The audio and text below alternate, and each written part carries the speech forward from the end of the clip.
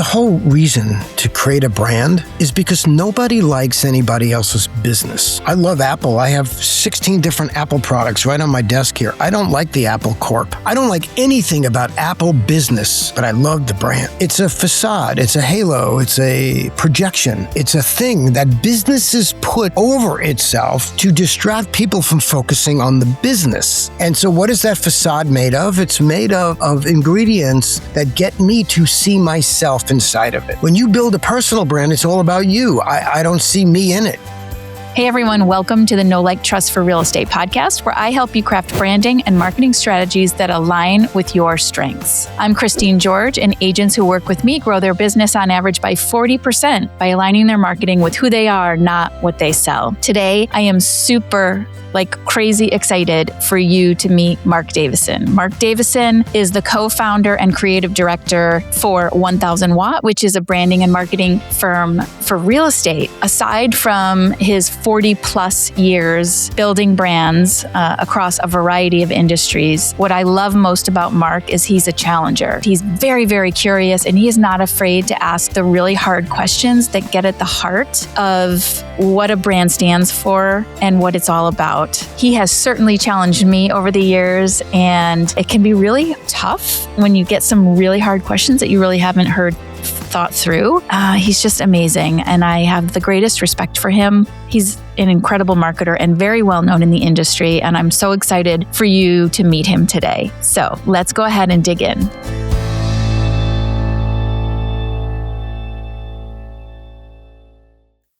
They don't know what they know. They want something called branding, but they don't quite know what it is. And then we start delivering work, and they're looking at it, and they're like, but that's not what they're used to. They're expecting something they call branding, which is not.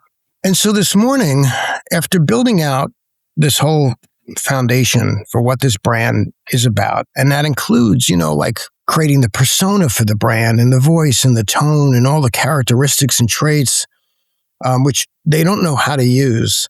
They had asked if I can just take some of the word copy from the deck and show them how to use some of the words on a homepage. And I started doing that, and I realized, no, what they really need, because they're rebranding. Mm-hmm. They're leaving a team.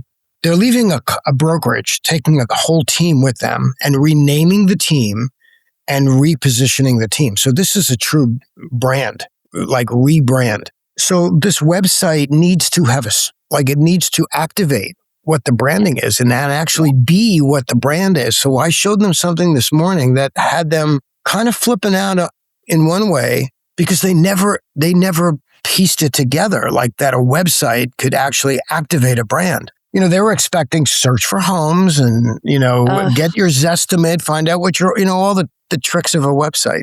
And when you see the light turn on, like as it did for these folks, they started going, oh, wow.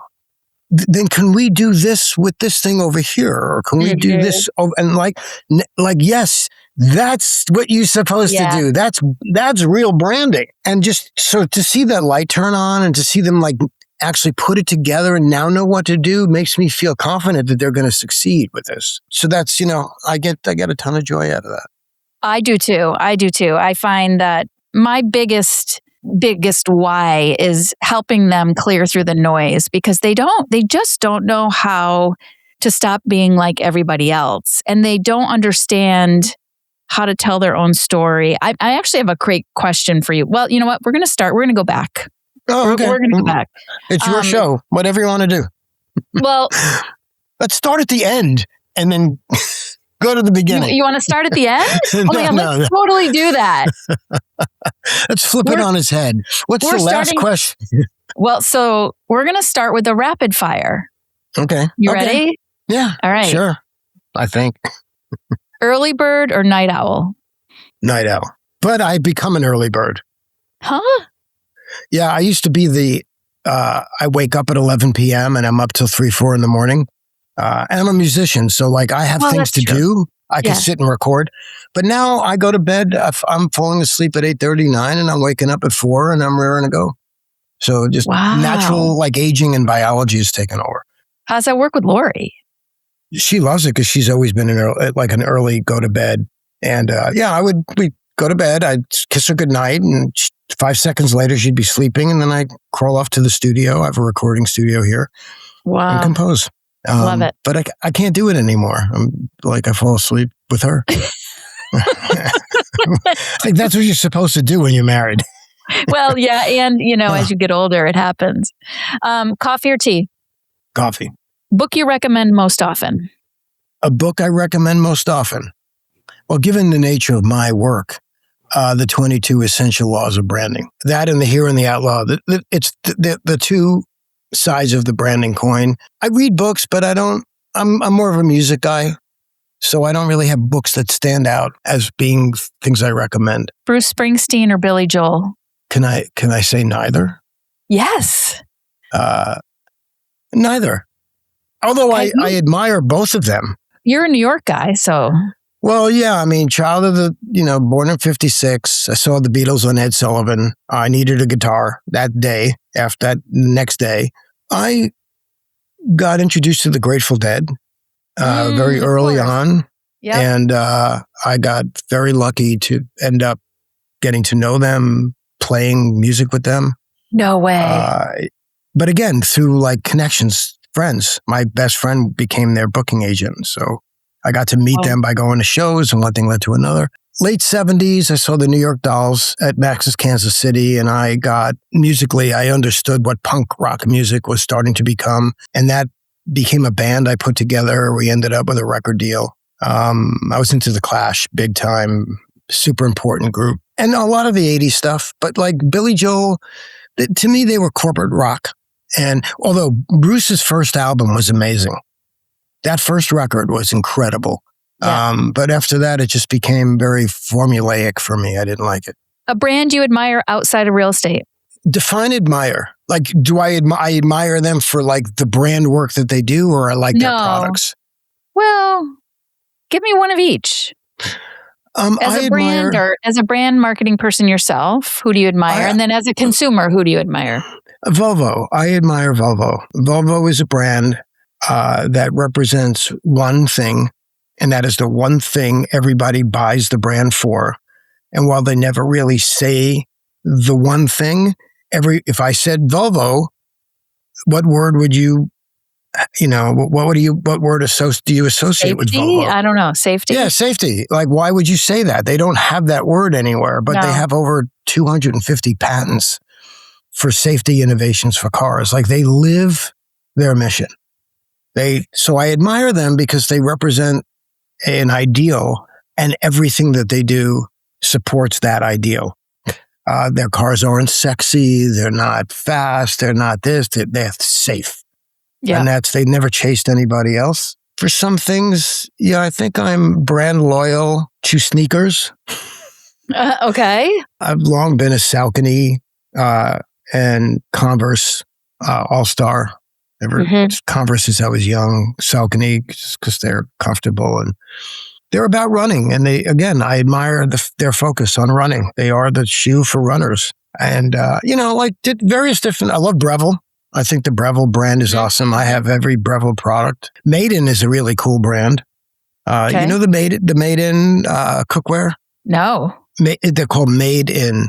I like the way Yes. they advertise Making everywhere. Pans and things like that, yes. Yeah, but their pans are either made in France or made in Italy. Like the way they turn Made In, which is not a great name, but they've made it a great name because they tie it to story.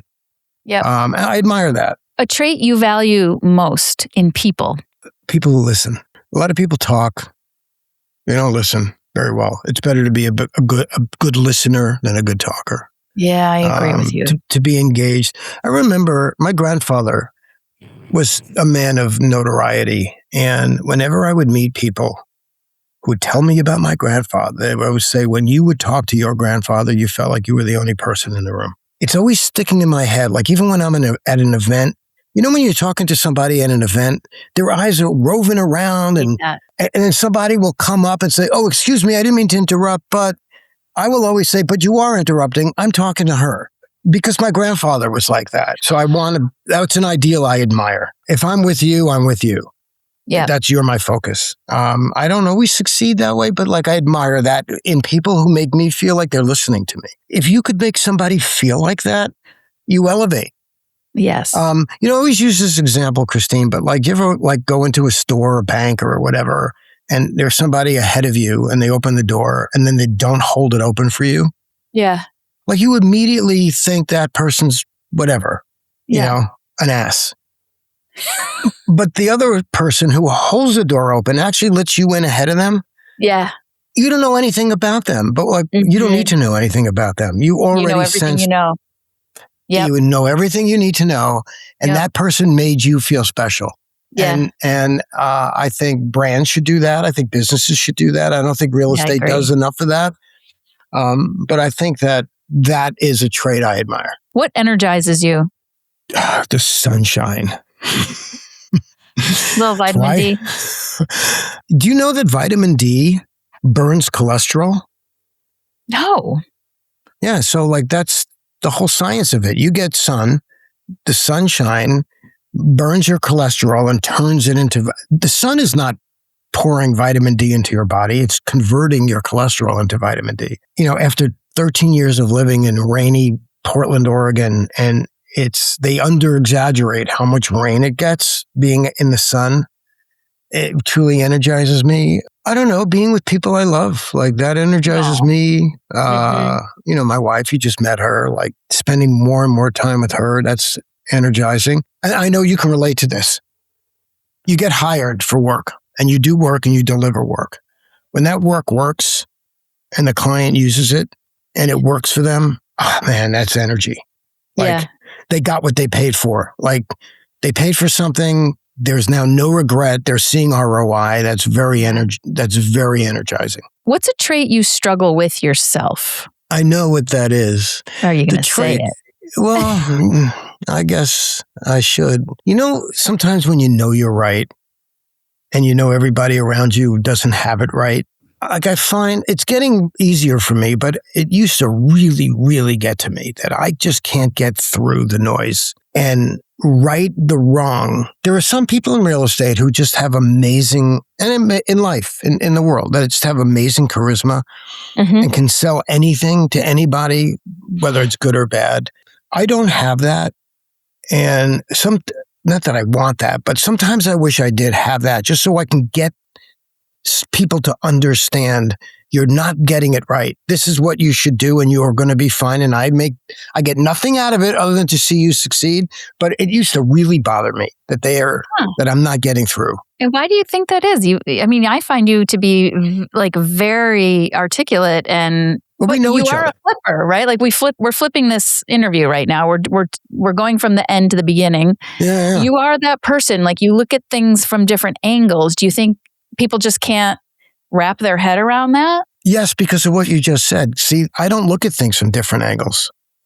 What I see is the angle everybody should be seeing because it's like science. It's real. Like you take my craft of branding. Everybody goes, well, you're so outside the box. No, I'm not. I'm in the box of global branding and marketing techniques. Real estate is outside the box. I'm just trying to get everybody to realize that I'm not the one that's different. I'm trying to get you to stop being so different and do something right. And it's frustrating because, look, when was the last, I'm not ragging on anybody, but like Inman doesn't have me on stage. I'm not on stage at Leading RE. Nobody's asking me to talk to the audience. And I think that like I can not that I want to talk to audiences. I actually don't like speaking. And I just went through a whole thing 1,000 watt earlier about all the stage time that I don't want to have at our Signal event. Why isn't what I'm saying more popular, not just from me, but from other people? The point is the trait, I should just let it go. And I don't let it go. I'll just keep on, keeping on, bringing it up and beating the drum. I think that it's not unpopular. I think it's just you have a totally different perspective from the million real estate agents who are out there doing what they're doing every day. And they just haven't lived in your world, No, I should let it go. But I want to save everybody. So I don't want you to let it go. Here's where the trait backfires. Last week, I was at an event speaking. And I was with my wife. So like we had planned on doing something later that afternoon after I spoke. My session ended at 3:30. I'm still in the session room at 5:30 with people who have a lot of questions. And I am not going to stop until the last person's question, because at least there were some people there who wanted to know more. And and so like, I guess that's a good thing too, but like, not knowing when to stop, not knowing when to call it, not knowing when, like, where my dividing line is of like, now it's my wife's in the room waiting for me. I should get up there. So I lose track of that sometimes. Okay. Well, that's your creative brain. I think that's the trade-off too of having a creative brain, right? There's always a trade-off to whatever your strength is. It can also be, the other side of it. What drains you? Zoom. Nothing else but Zoom, staring. It's one thing when you're live. It's different when you're with somebody. You're not looking through a screen. The light from the screen. I have glasses that I wear sometimes to help protect some of the blue light. But I find that draining. I think you can relate to this too. Delivering work that is bright. It's exactly what the client wants. And there's somebody on the team that's just struggling because they don't get it. You've been through that, right? And like you're just trying to educate and educate and educate, and they're just nitpicking and gnawing. Oh, but that word's too negative. It's like, no, it's not negative. It's truth. It's pattern interrupt. It's something you say that has real emotion to it. Yes. I find that draining. Like, I don't second guess my doctor. I don't second guess my lawyer. I don't even second guess my agent. Why is everybody second guessing this stuff? So like, I find that draining. I feel like, and I don't mean any disrespect to our clients out there, but I definitely feel like that, like, everybody feels like they're a branding expert or a marketing expert. Yeah, all of a sudden they have a cousin that took a marketing class or a graphic design class. Yeah. So, okay, I took a real estate class. Do I now know everything about real estate? There is a cottage industry of selling empowerment to our industry that has done a great service for the people who sell this, but it's not done a great service to the people who buy into it. What's something people often misunderstand about you? Maybe that I'm a one-trick pony. If you look at the history of my conversation to real estate, it's been about one topic and one topic only. Like you'll never see me write a blog about Compass and Anywhere and listings and NAR. Like, do I have opinions? Do I know about that stuff? I'm well read. I'm just a believer in consistency. So like, I write about one thing. I talk about one thing. It's the one thing I do. And that's what you know me for. I don't want to be all over the map. Well, that's branding. I mean, yes, exactly. I am, the way Volvo is about safety, I am about brand and marketing. So that's all I talk about. I've had people say, I'd love to have you come out and speak. Do you do anything else other than, I go, no, that's what I talk about. Yeah. I can talk about other things. I can talk about SEO.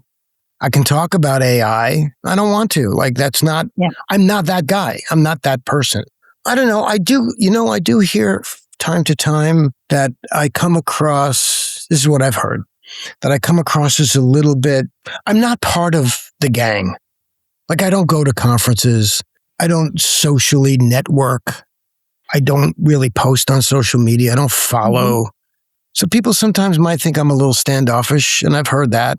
And I'm like, you know what? I'm really good one-on-one, man. I'm not a social media guy. I don't like going to events. I don't drink. I don't stay out late. I don't put myself in any kind of situation. It's always going in the back of my head. There's always going to be images that are going to be posted online. And I just don't want to ever show up in any kind of situation where I have to explain myself to anybody. I hear you. I go to an event. I go to dinner quietly with Brian, and then I go to my room. And that's, I don't socialize. So I think sometimes people think I'm not friendly.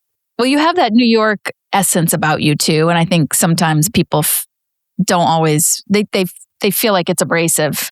I'm not saying you're abrasive, but I get relate to that. You know what I mean? Like, I've tried to temper that in my life. I don't hear the New York accent. I feel like you used to have more of a heavy accent.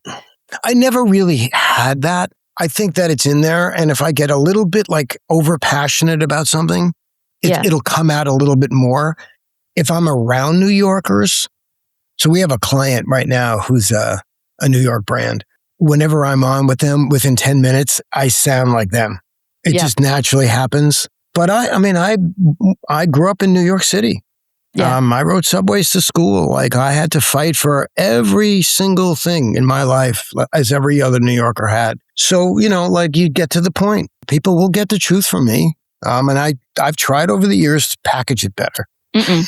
I don't, it wouldn't be you, Mark. No. What is your brand in 3 words? I don't have a brand. Oh, yes, you do. No, I don't. And that could be a great topic for conversation, but I am anti-personal brand. I have a whole, yes, I have an opinion about that. But no, I'm just me. Me. And we're going to park the anti-personal brand for a second because I am like so pro-personal brand.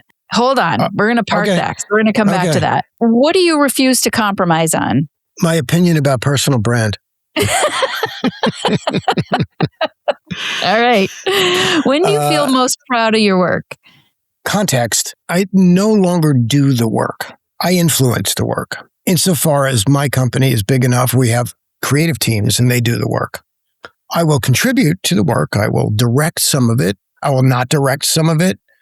I will tweak a word. Maybe I'll write a thing, but like I'm part of a team. When I feel that everybody gave it everything they got, there was no compromise. They dialed it in. That's when I'm so proud because then I saw they got to do the best that they can do. But it's tricky because great work belongs to great clients. If you're a great client, you're going to get great work because everybody wants to perform for you. Yes. When you're a hard client, it's the team just feels beaten. Yep. And it's hard to get that out of them.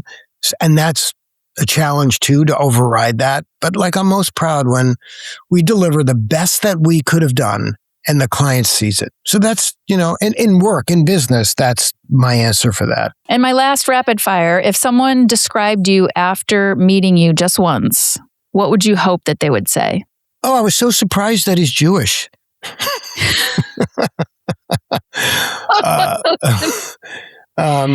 Wait, what was the question again? Oh, if someone were to describe you after meeting you just once, what would you hope that they'd say? Yeah, he's a good listener. Yeah. Goes back to the trait you admire most. Yeah. We are talking to Marc Davison. He is the co-founder of 1000 Watt. And in true fashion, the entire interview script has been blown up. We started from the end and we're coming back towards the beginning. And now everything's really going to be broken up because we totally disagree on something very fundamental, which is personal brand. So I want you to start and tell me why you're so opposed to personal brand. It's a manufactured concept. It didn't exist prior to... I've tried to trace it back in time, and here's what I got. Back in the 1970s and 1980s, agents were... I don't know if you were in the business then, but agents were part-time. I was just a little baby then. Yeah, okay. I was a bigger boy.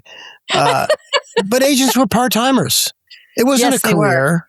It wasn't a career. And you worked for a broker.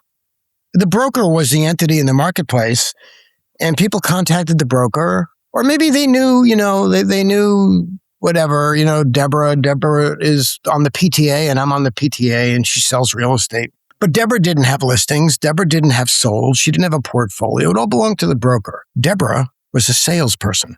She sold real estate. And the broker, their job was to promote Deborah. So the broker took out double truck ads in the newspaper or took out ads that said Agent of the Month, Deborah, and had Deborah's headshot. Since Deborah didn't really have anything, then the only way to really promote Deborah was Deborah wore red hats. Deborah has a dog. Deborah can talk on a phone. Deborah's on the PTA.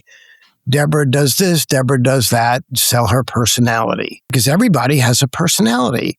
And that's what you did in the absence of having a career, a profession, process, a belief, a philosophy, a client experience map, all the stuff, right? In the 1990s, these knuckleheads, Hobbs and Herter, began to take that thing that every agent wanted, which is like put me holding my phone, posing with my dog, and they called it personal branding. And that's where it happened.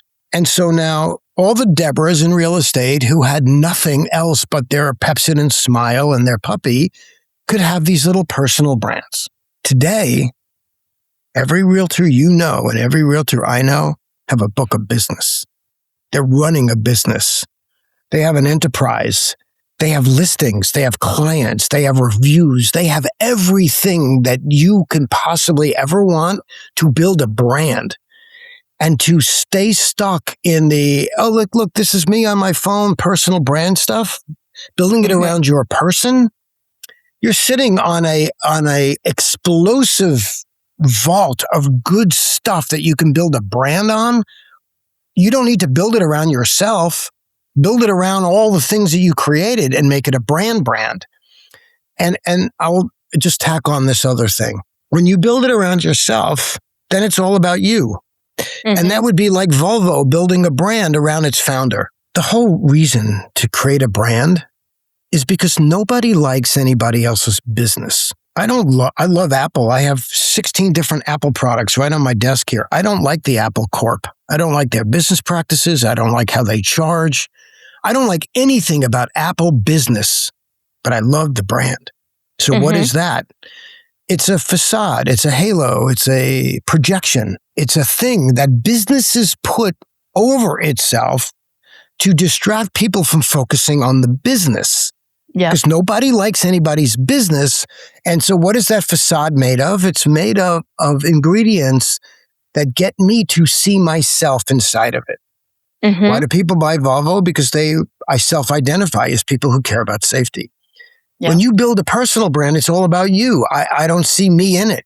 There's no facade. It's just about you and your business. And I don't love you or your business.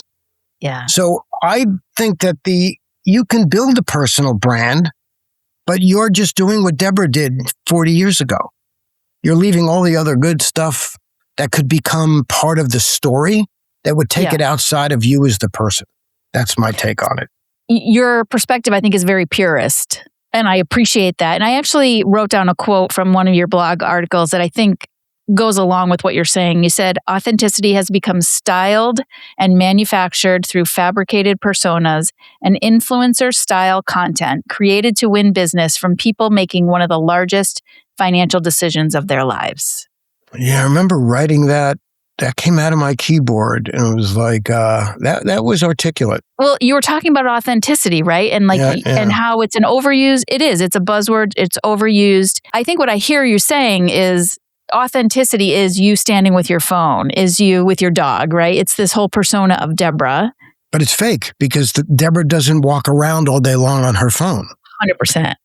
Deborah 100%. Is a real person in real life doing real things. Show me that. I want that headshot. Yes, that is why I believe a personal brand is viable and important to our industry, because they don't need the brokerages anymore. They don't even need the independent brokerages anymore. Before we even got on and started recording, we were talking about teams. You're in particular working with a team who's leaving, right? A brokerage. And as am I right now, actually, now that I think of it. And so they don't need what the brokerage used to give them. And you and I both know, because we're living in it, brokerages are dying to find something that's going to create stickiness for agents to stay. So here's where I come in with a personal brand, right? Like, I believe that your values are so much of what your brand is about. So when you think about, okay, Deborah, right, who's a real estate agent, what does she value? Who does she want to work with? And how does she want to work? No different than you and I don't want to take on clients that don't align with our belief systems, right? The agent shouldn't be doing that either. I'm like, I agree with that. Right? I do agree with that, but that's not, I am a purist. And I think that one of my maybe my stubborn, my negative my negative trait, is I've just been completely stubborn about getting off that purism because this was drummed into me from my early days at Y&R in New York. Brand is something bigger than the person. Brand would be if Amazon was called Bezos Books and the whole thing was about Jeff Bezos and Jeff Bezos's values. Here's the problem. He's a despicable human being. And when you build a brand around yourself, you are counting on you being so magnanimous, so awesome, so amazing that you could actually build something that people want to. But think about who in the world has ever been able to really accomplish that? You know the band Coldplay? Mm-hmm.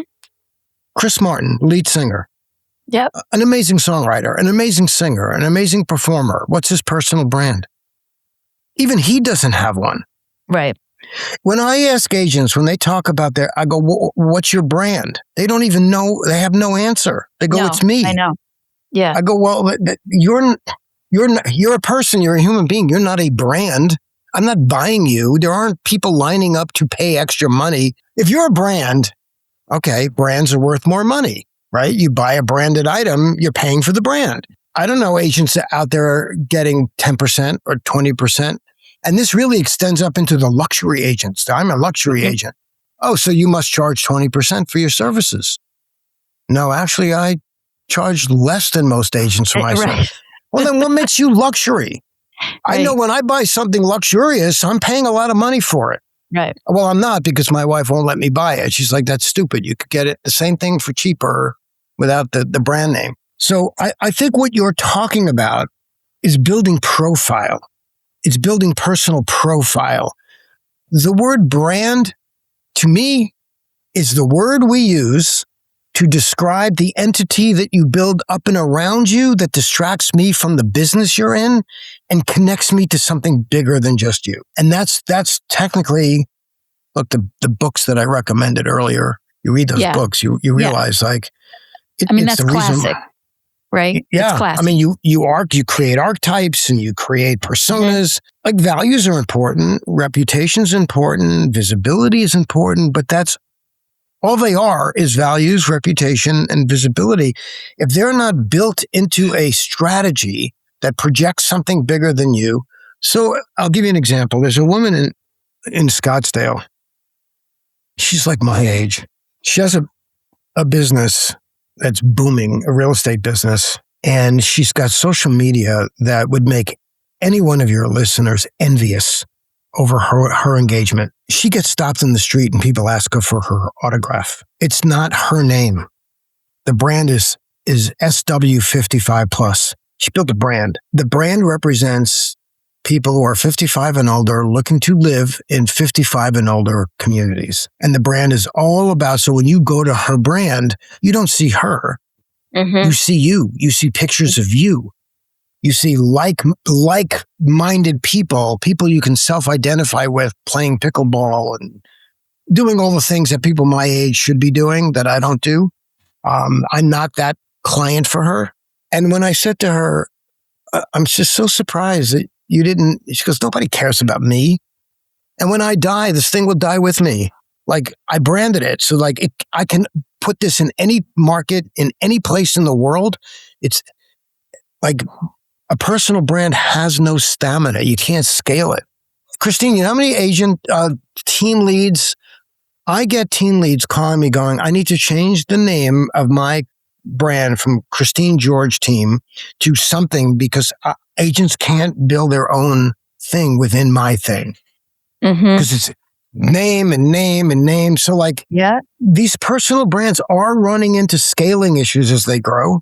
Yes. So I think what you and I agree with is like you can build a very strong profile around an individual. I just call it quits when we start using the word brand.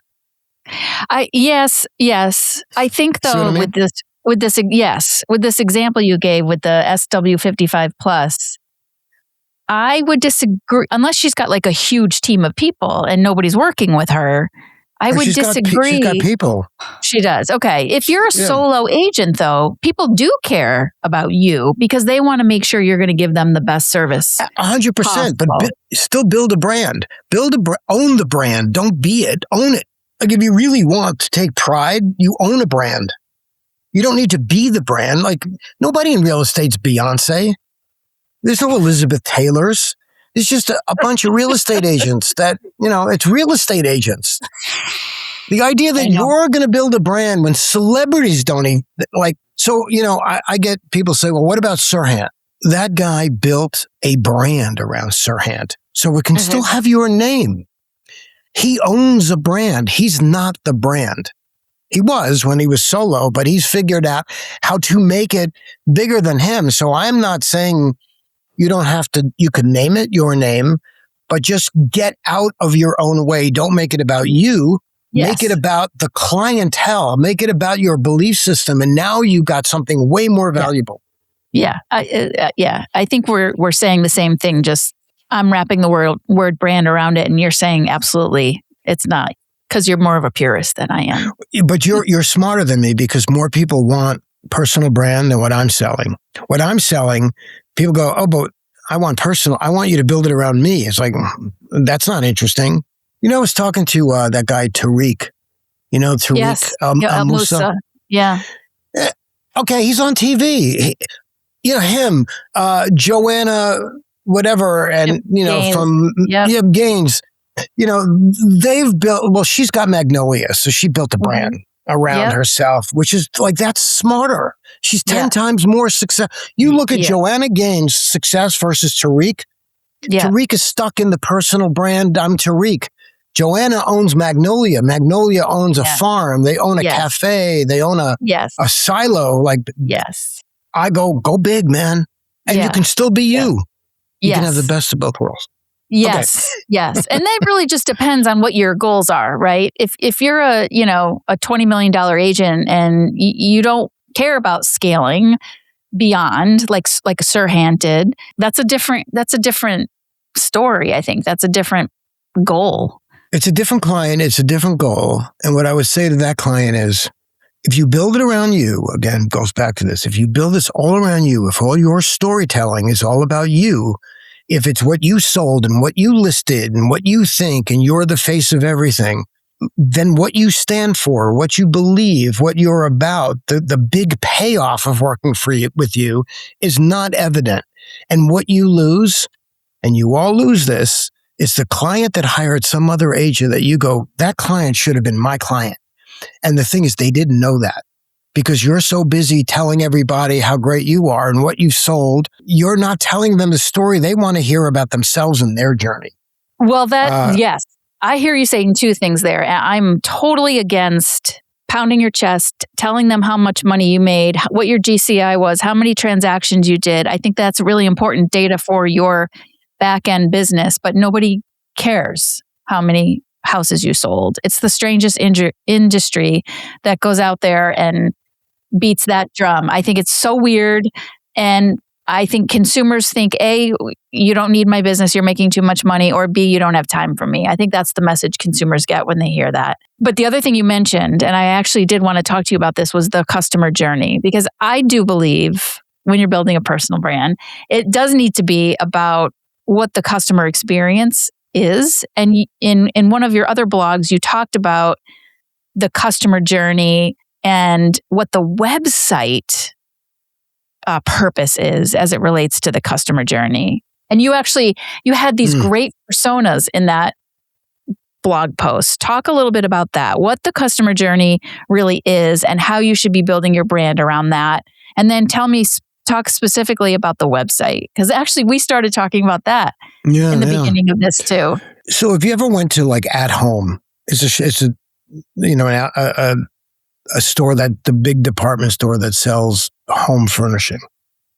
You go to At Home, and from the minute you walk in there, within 2 seconds, you're already confused. You have no idea where to go. There's some chairs over there. There's chairs over here.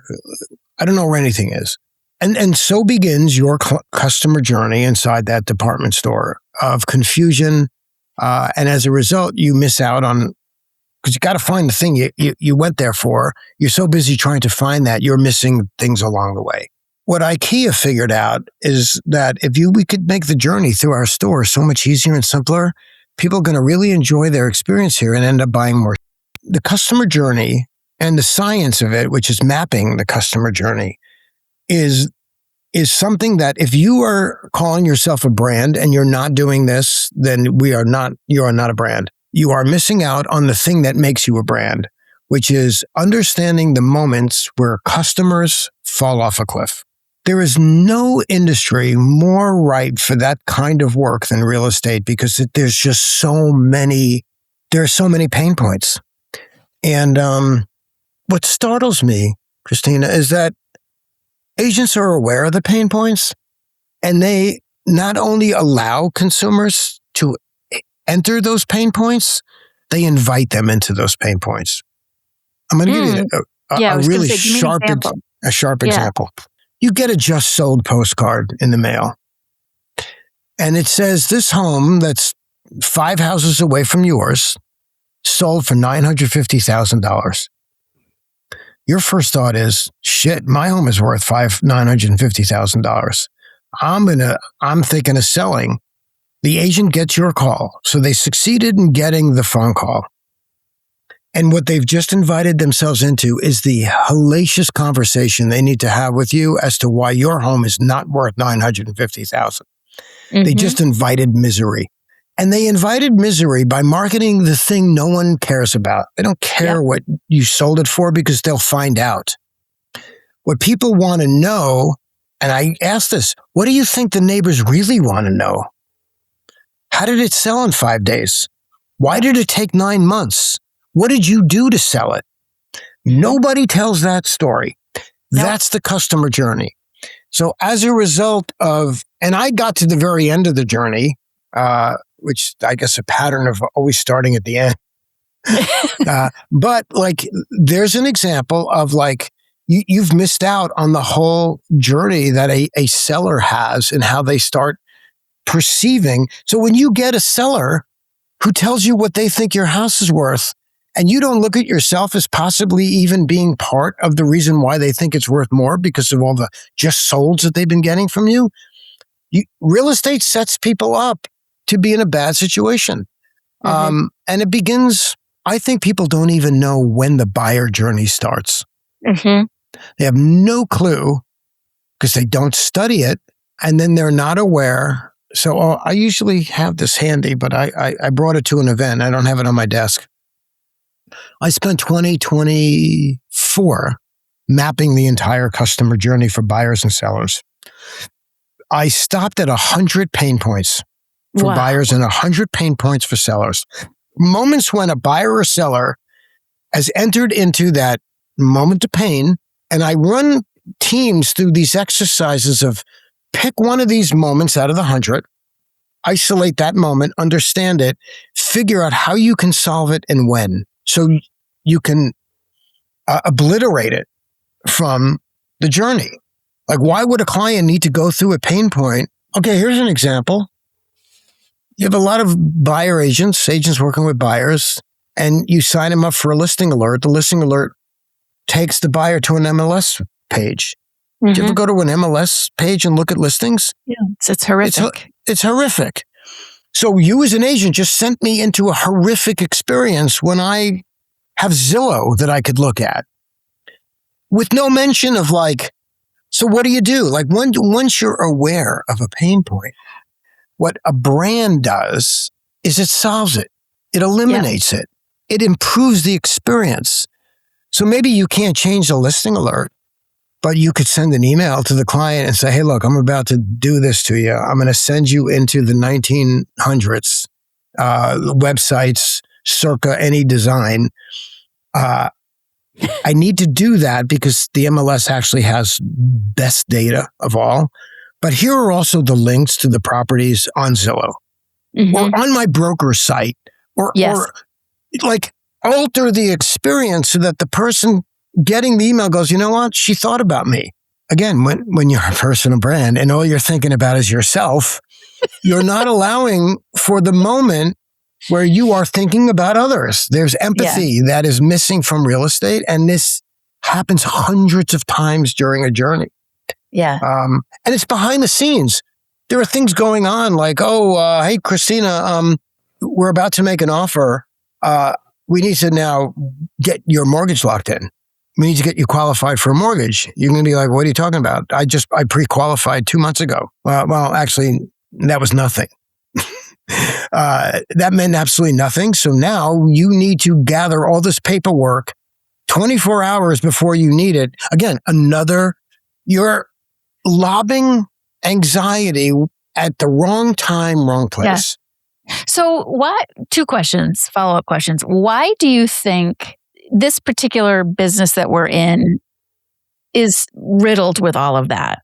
Because the industry has not allowed itself to grow up from Deborah, the sales lady who sold real estate in the 1980s, to Deborah, the brand, who's running a business, running an enterprise, who's an entrepreneur, who needs to think about customer service. Mm-hmm. Because there are, again, look, we're all innocent. We're all innocent. We come into an industry, it's complicated, we get trained. So brokers throw us right into training, and from day one, we're trained to not do these things. We get trained to do all the things that don't really help us build.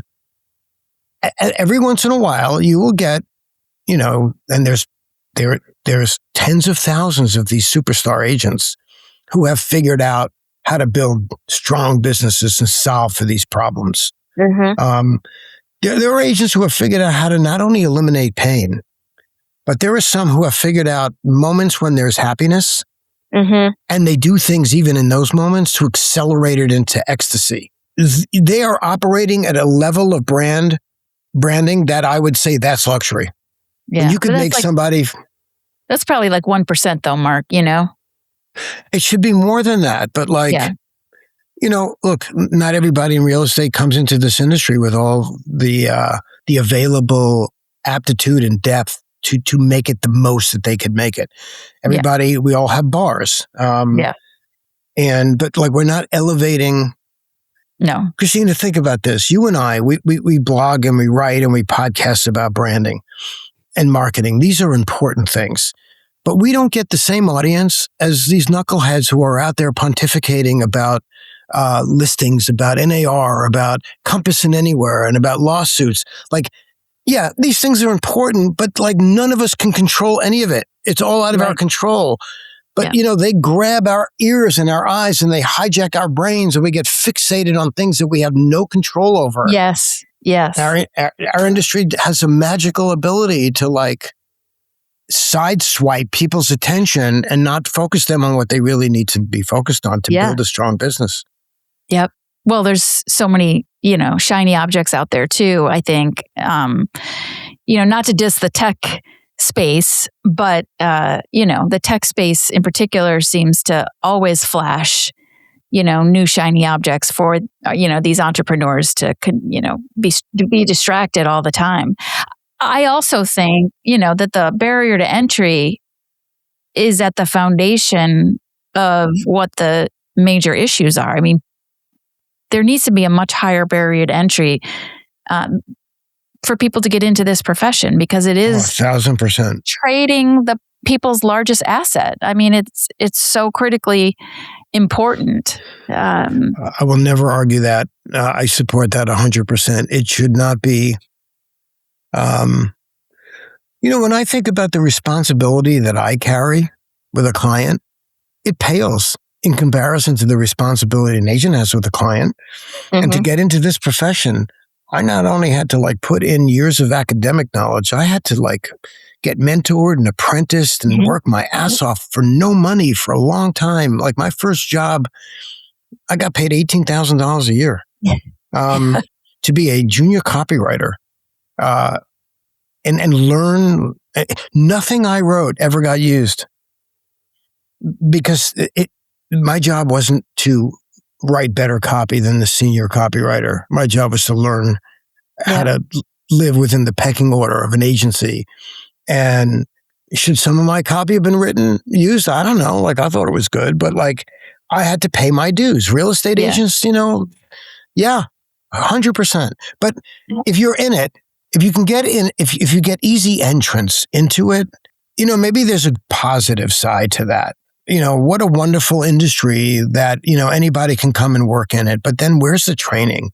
Where's the apprenticeship? Where's you will not sell a home to a single consumer for 2 years until you by yourself. But, again, back to my nagging point, things that I don't let go. You could be an agent and within 2 weeks have a website, have a profile, and look as branded as every other agent in the marketplace. I think this puts the pressure on the seasoned agents to step up and do something that Joe Blow first time can't do. Yes. I don't think this industry, I don't believe the real estate industry gives a shit about the consumer. I think the only people who are going to have to give a shit about the consumer is the agent who represents their buyer and seller. 100%. The industry can care less. Yep. All NAR cares about is, annual dues. All MLSs care about is data and dues. Brokers, they just care about market share. The agent, they're their most important. You know what fumes me? These freaking lists that get created of the most influential, the most powerful. Where are the agents on that list? They're the ones who make all the money that this industry lives off of. They're the ones who touch every deal.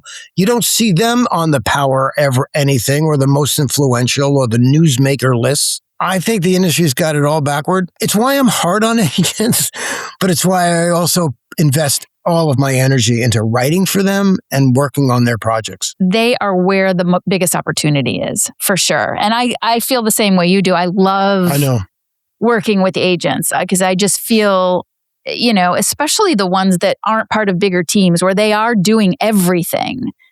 And I love when their eyes get wide when they're like, oh, you mean I don't have to be doing 5 million marketing pieces? I can just break it down to these 3 because this is where I'm focused. And these are the people I'm trying to talk to. And this is the value that I bring. Yes. Oh, wow. Well, that just takes a lot of pressure off of me. I just love them. They're getting truth from you. Like I read you. I have followed you. I see your work. Like, I know you say you're building personal brand. You are, but like the work you do is actually, in my book, elevated. It's higher than that. They look like brands. They sound like brands. And you're right. They don't need to make reels every day. They don't need to flood social media with content all day long. They should be selling real estate and helping people through their journey. So the website, like, website. Yeah, what you saw me do is what you saw me do is really just take a little excerpt of the customer journey, which is we know that people are using AI to get a lot of information about real estate, and we know that people are asking AI to recommend agents. What we know is that AI goes to certain sources to get information and doesn't go to others.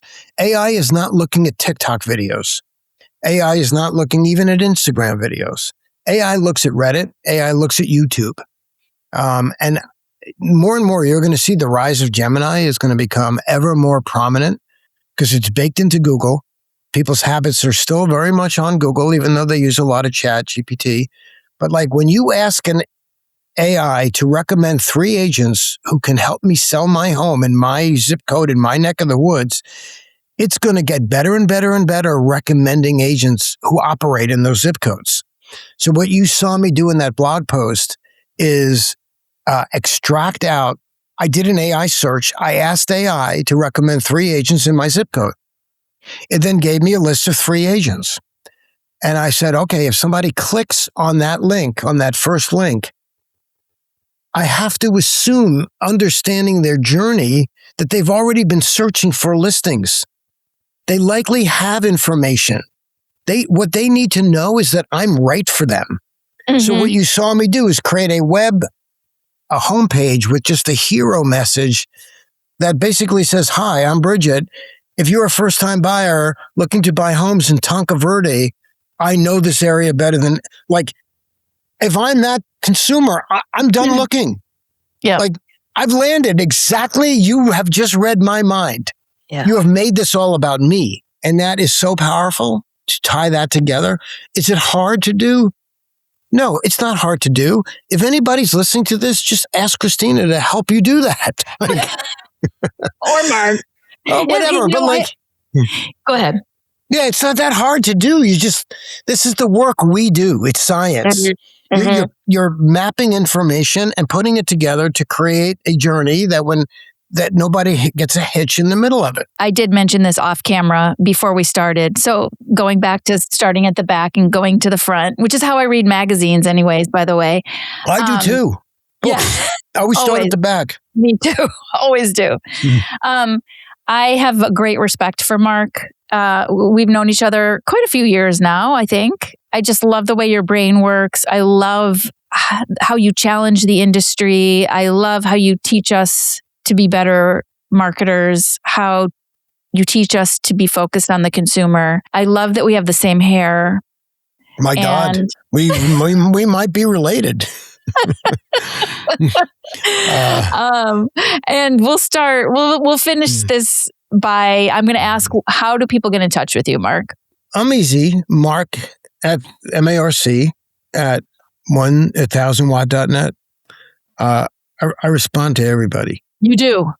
I do. You do? Oh my God. And do you remember like a month back, we had this thing going with Sherry Pizza? Yeah, you were texting me from New York in the middle of the night. Yes, I had no idea. I mean, she was like, "Oh my God, you and Marc know each other." Yeah. We were out at a show. That was fun. Anyway, it's as much as I tried to escape people during COVID. I grew up in cities. I'm a city guy. I hit a threshold, COVID, and I had to move. And I'm remote. I'm way out. I'm surrounded by cactus and coyotes.